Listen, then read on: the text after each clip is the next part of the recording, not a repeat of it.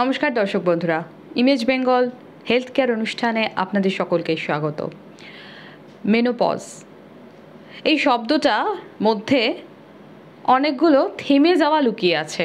অর্থাৎ একজন মহিলার যখন মেনোপজ হয়ে যায় তখন তিনি মনে করেন যে তার জীবনযাত্রায় একটা বিরাট পরিবর্তন চলে এলো, এবং তার পাশাপাশি এটাও অনেকের ধারণা যে একজন মহিলার মেনোপজ হয়ে গেছে তার মানে তার যৌন জীবন শেষ, তিনি যৌন সুখ আর পাবেন না।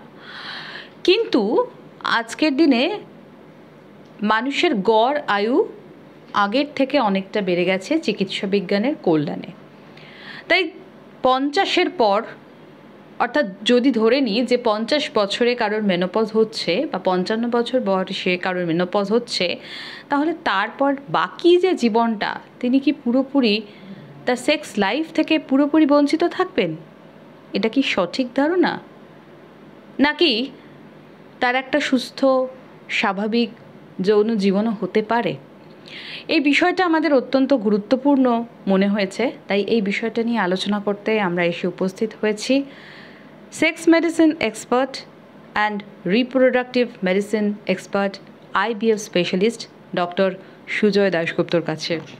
স্যারকে আমাদের ইমেজ বেঙ্গলে স্বাগত জানাবো। প্রথমেই স্যার, বিভিন্ন গুরুত্বপূর্ণ বিষয় নিয়ে আপনি মানুষকে সচেতন করে থাকেন প্রতিনিয়ত, তাই আপনার কাছে এটা নিয়ে আমরা প্রশ্ন রাখতে চাইবো যে মেনোপজের পর একজন মহিলা মনে করেন যে বুড়ো হয়ে গেছি বা আমার বয়স হয়ে গেছে এবং আমার আর চাওয়া পাওয়া সব শেষ হয়ে গেছে, এটা কি সঠিক? একদমই সঠিক নয়। মেনোপজ মানে একটা শারীরিক একটা ট্রানজিশন। মেনোপজ মানেই সব কিছু শেষ হয়ে যাওয়া এরকম নয়। মহিলাদের ধারণা আছে যে মেনোপজ মানে আর সেক্স করা যাবে না, এটা কিন্তু একদম ভুল ধারণা। মেনোপজের পরেও কিন্তু আপনি সুস্থভাবে স্বাভাবিকভাবে সেক্স করতে পারেন। আর মনে রাখতে হবে আপনার পুরুষ সঙ্গীরও কিন্তু হয়তো সেক্সের একটা চাহিদা থাকতে পারে। অনেক সময় মহিলারা নিজেরা ভাবেন যে আমি বোধহয় আমার হাজব্যান্ডকে খুশি রাখতে পারবো না, সেজন্য আমরা সেক্স করব না। তাতে যেটা হয় হাজব্যান্ড ওয়াইফের মধ্যে একটা দূরত্ব তৈরি হয়। আর আরেকটা মনে রাখতে হবে, মেনোপজের বয়স সাধারণত 45 থেকে 55 বছরের মধ্যে হয়, কিন্তু অনেক সময় মেনোপজ কিন্তু অনেক আগেও হতে পারে, যাকে প্রিম্যাচিওর মেনোপজ বলে। 30 বছরে 35 বছরে হতে পারে, তার আগেও হতে পারে। তার মানে কি তখন আপনার সেক্স লাইফ শেষ হয়ে গেল? না, একদমই না। অবশ্যই আপনি সেক্স করতে পারেন, সবসময় যে সমস্যা হবে এরকম নয়। হ্যাঁ, কারো কারো ক্ষেত্রে সমস্যা হতে পারে, যদি সমস্যা হয় তার সমাধান আছে। কিন্তু আগে মন থেকে এই জিনিসটা তাড়াতে হবে যে মেনোপজ মানে সেক্স করা যাবে না। এই ব্যাপারটা কিন্তু একদম ভুল ধারণা। মেনোপজের পরেও কিন্তু সম্পূর্ণ সুস্থ থাকা যায়, এবং মেনোপজ একটা জাস্ট শরীরের ট্রানজিশন। মেনোপজ মানে সব কিছু শেষ হয়ে যাওয়া নয়। মেনোপজের পরেও কিন্তু দুঃখিত, মেনোপজের পরেও কিন্তু আপনি সুস্থ স্বাভাবিক সেক্স লাইফ এনজয় করতে পারেন। একেবারে। স্যার, আমি আপনাকে যাব জল খেয়ে নেবেন? জল খেয়ে নেবেন।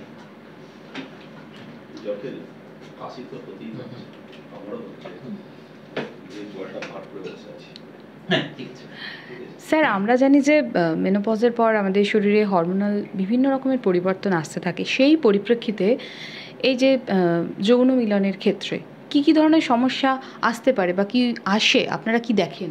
আচ্ছা, দেখুন, যেটা হয় বেসিক্যালি মেনোপজে কি হয়, ওভারি থেকে ইস্ট্রোজেন বলে একটা হরমোন বেরোয়, সেটা বেরোনো বন্ধ হয়ে যায়।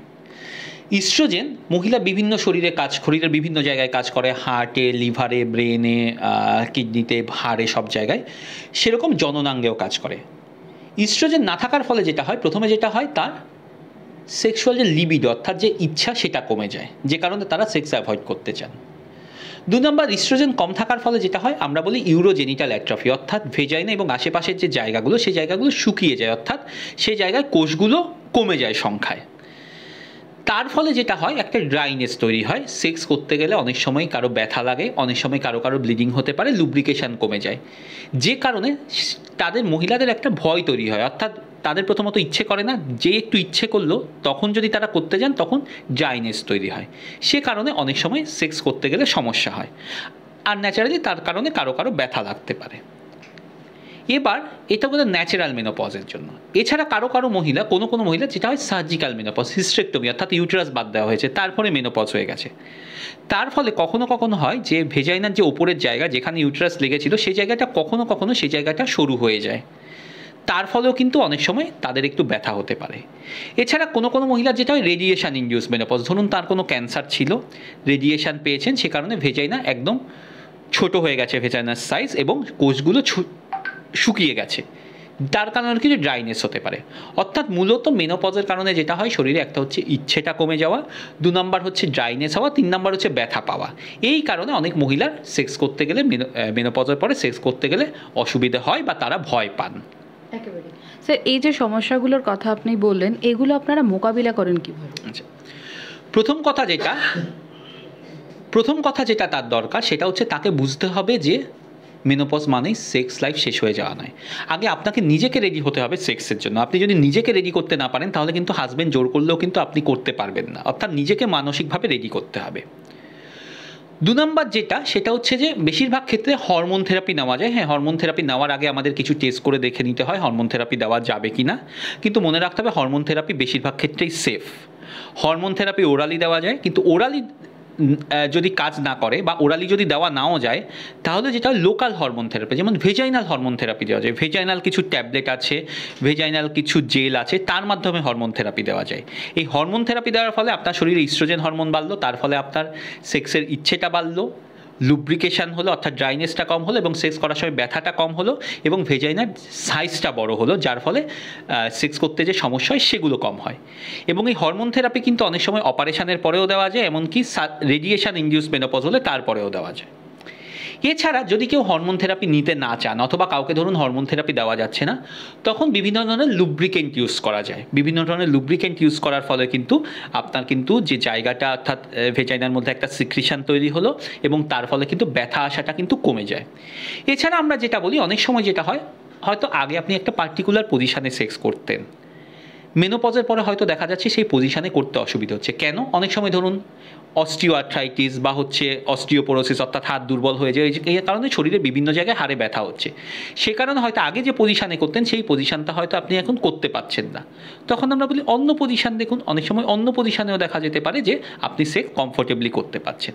এইগুলো করুন, কিন্তু সবার আগে যেটা দরকার, আপনার মাথা থেকে এটা মুছে ফেলা দরকার যে মেনোপজ মানে সেক্স করা যাবে না। এটা হচ্ছে মেইন জিনিস।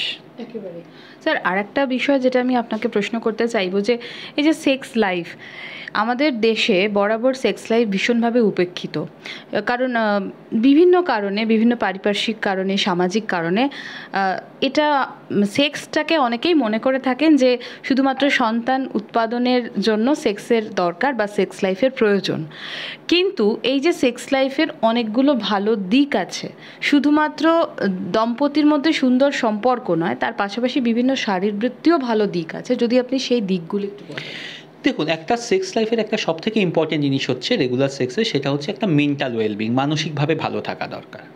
অর্থাৎ মানসিকভাবে ভালো থাকা যায়। এছাড়া হচ্ছে দম্পতির দুজনের মধ্যে বন্ডিংটা বেটার হয়। এছাড়া দেখা গেছে সেক্সের সময় কিন্তু একটা sex is a good form of exercise, কারণ সেক্সের সময় কিন্তু আপনার অনেক ক্যালোরি ব্যয় হয়।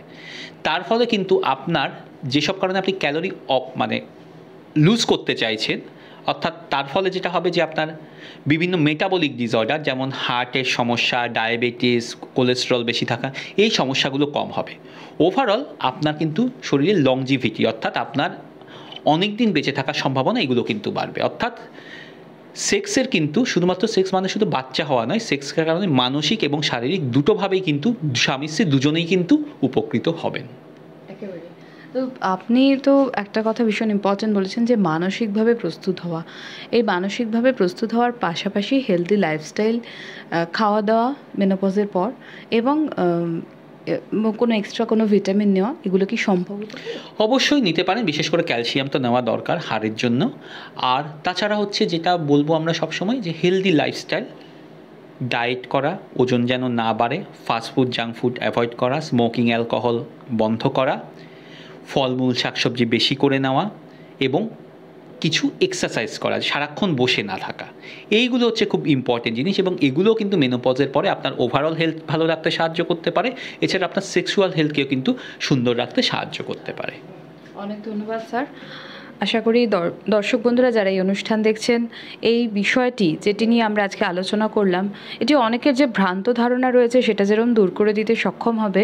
পাশাপাশি স্যারের এই কথাগুলো কিন্তু যে সমস্ত মহিলারা মনে করছেন যে তাদের মেনোপজের পর তাদের লাইফ শেষ হয়ে গেছে, তারা বুড়িয়ে গেছেন, এই ধারণাটাও কিন্তু সম্পূর্ণভাবে নির্মূল হবে। কারণ জীবনের গড়ায়ু যেহেতু আমাদের প্রত্যেকের বেড়ে গেছে, তাই মেনোপজকে কোনো লাস্ট লাইন হিসেবে ভাবলে চলবে না, বরং জীবনটাকে সুন্দরভাবে এগিয়ে নিয়ে যেতে হবে। সকলে সুস্থ থাকুন, ভালো থাকুন, নমস্কার।